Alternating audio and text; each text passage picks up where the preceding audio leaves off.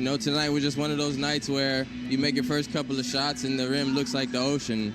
And I'm just really grateful for this moment. Shane Larkin has broken the EuroLeague scoring record with 49 points against Bayern. The previous record of 41 points was shared by 4 players. Alfonso Fort did it first in 2001 with Peristeri against Baskonia in the playoffs. Carlton Myers shortly after the same season with Fortitudo Bologna versus Real Madrid. Total from earlier in that season's playoffs.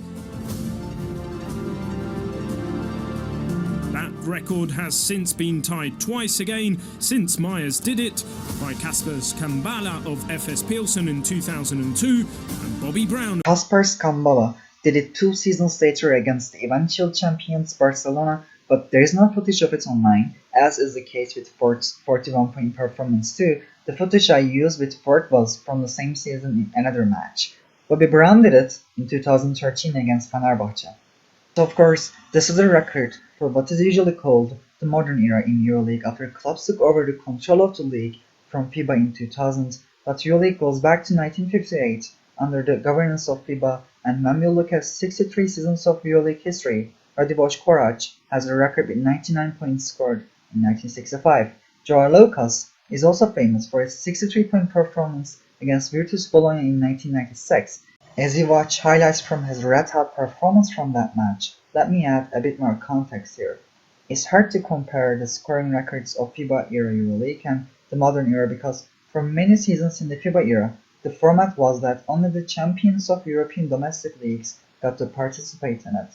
This resulted in some EuroLeague caliber teams having to participate in Saporta Cup or Korac Cup instead, whilst some champions of weaker leagues, which were not EuroLeague caliber, got to participate in the preliminary rounds of leagues.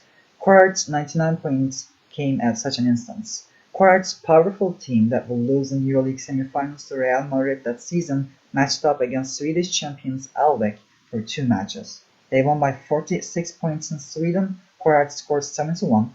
They won by 98 points in Belgrade, in which Korac scored 99.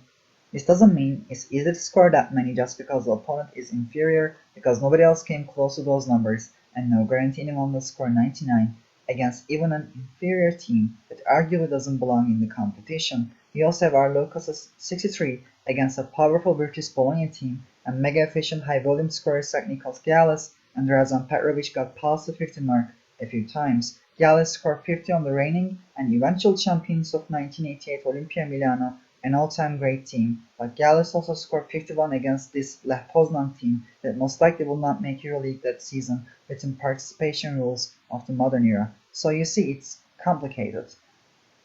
Razan scored 51 against a good Limoges a couple seasons earlier than Gyalis when he averaged over 38 points in EuroLeague that season in an effort to win back-to-back titles, which he did after an epic final against Sabonis-led Žalgiris Kaunas.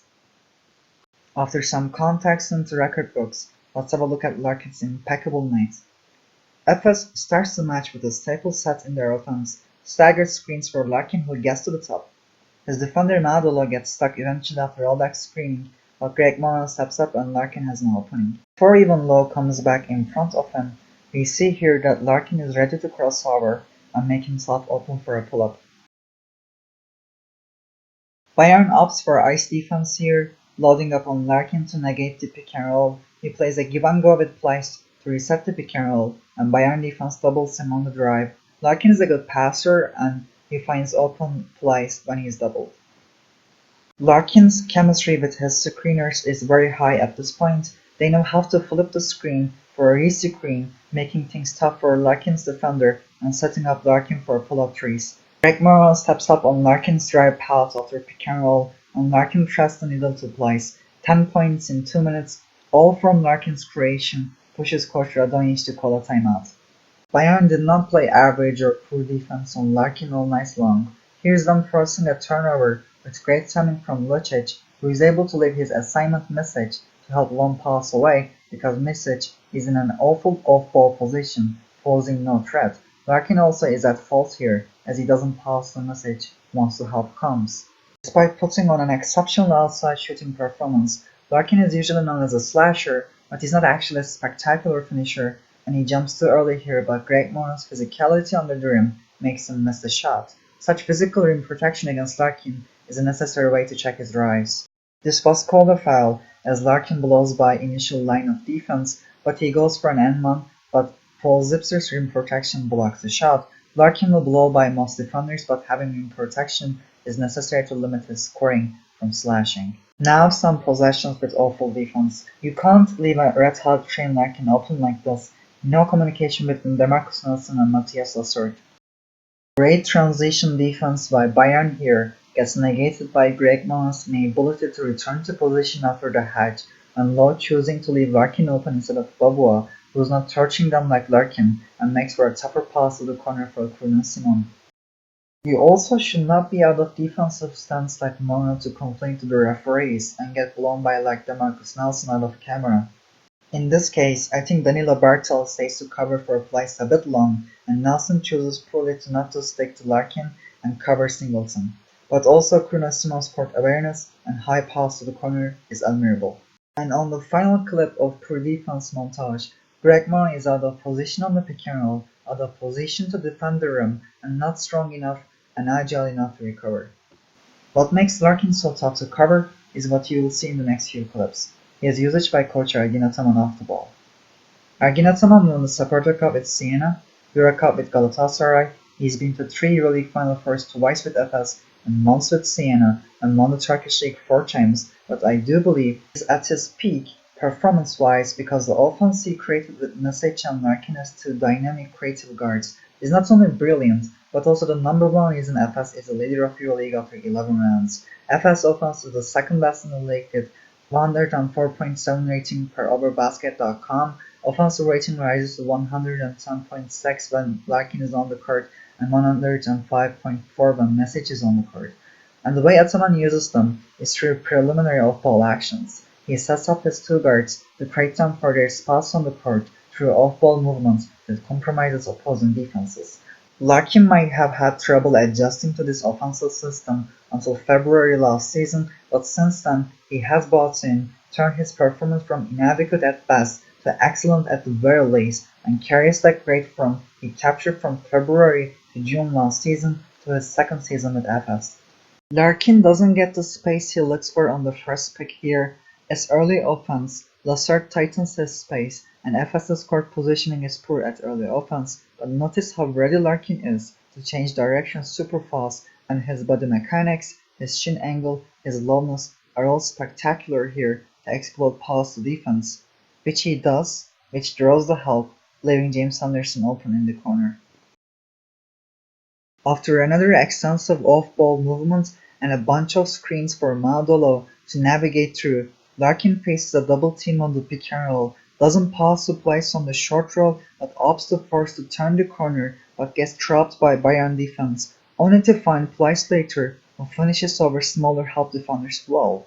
Once again, doubling Larkin results in a Larkin assist. Then Larkin reads Boboa's cut to the rim on this decoy action with impressive timing and reverses it with a bullseye low pass. A critical moment with regards to breaking the record happens here. Larkin's over-aggressiveness results in an offensive foul and Larkin is upset. Ataman wants to bench him and they have a discussion on the court about it. Larkin thinks he's done for the night, but apparently Ataman tells him that he will rest him for a minute. Larkin tells him there is not enough time, but Ataman assures him that he will get the record. Let's listen to their post-match interviews describing it. I mean, you didn't want to get out of the game. Coach wanted to rest you for a minute, but over there you wanted to stay in the game so bad. You felt this. Yeah, I knew last year when I had a good game against Barcelona here, there was 4 minutes left and I had like 37. And I didn't know that 41 was a record. So today I was having like anxiety. I was like, I have 36 or 38. There's 4 minutes left. I can't have this happen again. And he told me to rest for a minute. He said, you're going to break the record, don't worry. So I went over there, I sat down, he put me back in, called a couple plays for me, and it happened for me. So I'm thankful for him, thankful for everybody here, and this is a great moment. You wanted to bench Shane Larkin 4 minutes left in the game. He was so into the game that he didn't want to be on the bench, but you wanted to rest him, of course. Can you talk about that moment? Yes, I think that he thinks that I don't know about record, EuroLeague record, and the game was over. I like to put him on the bench to get him rest, to protect him from the injury. He wants to tell me, but I know about this. But I saw that, especially in the last minute, he tried to start to force the shots and he start to miss the shots because he's tired. And I put him on the bench just for let him to 30 seconds, 1 minute to get rest and to come back to game. And it was good because he take rest. And I told him to don't force, wait your time like you played 35 minutes. And for sure you will find this score. He told me, coach, but there is only 4 minutes. I say, okay, it's enough for you, 3.5 minutes. Now sit down 30 seconds. And it was great. So, hindsight is 20/20, but I think Ataman did the right thing resting him for a minute as Larkin was forcing things and perhaps was tired in the last couple minutes before he was benched. Let's just watch how Larkin broke the record afterwards. That was ultimate confidence to take that triple to tie the record there, and that's the thing. Larkin had a ridiculous outside shooting performance, and he is pretty much an elite outside shooter now, which instantly made him a game-changer type of a player since February 2019. He was far from an elite shooter at Baskonia. You see his percentages, and he had 53.6% true shooting at Baskonia in EuroLeague, whilst having 67.2% last season and a mind-boggling 71.5% this season so far. He also shot over 41% from 3-point range last season in Turkish League regular season, but only 31% in ACB with Baskonia.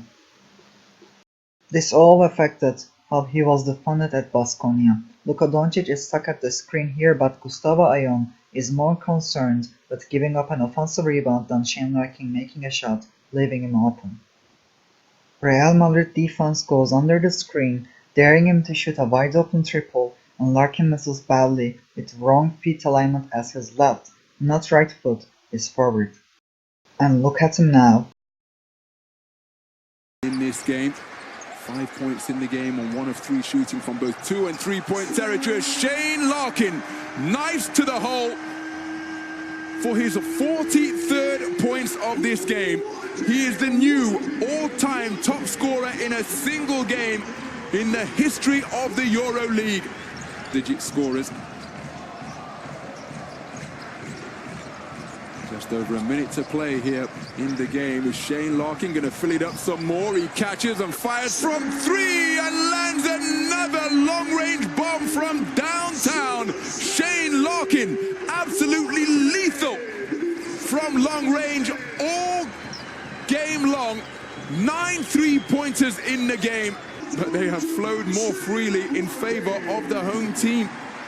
13 out of 27 as Larkin. Oh, this is absolutely extraordinary from Shane Larkin, who will not want this game to end. 49 points in the night, 10 made 3-pointers on 12 attempts.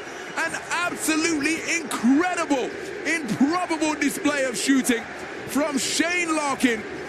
And what a way to wrap up this game.